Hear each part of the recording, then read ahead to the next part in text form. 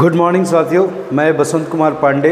आज आप मेरे साथ हैं सेल के एक ऐसे ऑर्गेनल को पढ़ने के लिए जो एक्चुअल में पूरे संसार में एनर्जी का मेन वजह है, मेन रीज़न है। You know, each and every cellular organism and multicellular organism require energy for any kind of work, for every kind of work. So the most important requirement of the living world is energy. Not only us, each and every living organism require energy. Now from where these energies are coming? You know, in our childhood we studied भोजन से ऊर्जा मिलती है। That means we are getting our energy from food, okay. But how, the question comes, how you are getting food from energy?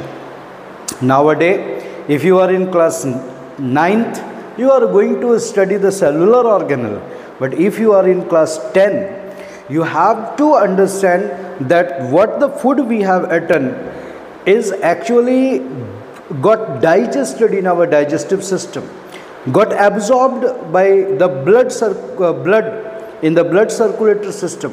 Now via blood it approaches each and every cell. Then inside the cell that food is broken down.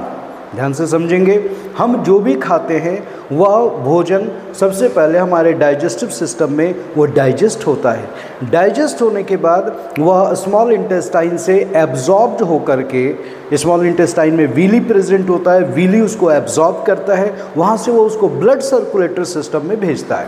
अब blood circulatory system में blood जो है वो digested भोजन को, आप carbohydrate अगर खाए हैं तो उसका डाइजेस्टेड फॉर्म है ग्लूकोज, अगर आपने प्रोटीन खाया है उसका डाइजेस्टेड फॉर्म है एमिनो एसिड, अगर आपने फैट्स खाया है तो फैटी एसिड्स और ग्लिसरॉल प्रेजेंट है ब्लड में, डाइजेस्टेड पार्ट है। ये सभी फ्लो होते हुए ब्लड चूँकि शरीर के ईच एंड एवरी पार्ट तक पहुँचता है, उससे ब्लड से होते हुए ये सभी भोजन जो हैं वो पहुँचते हैं आपके ईच एंड एवरी सेल में।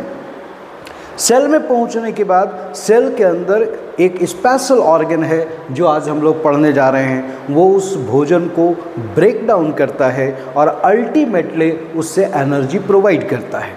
अब आप सोचिए, there are millions and millions of cells in our body, each and every cell has that specific organelle which will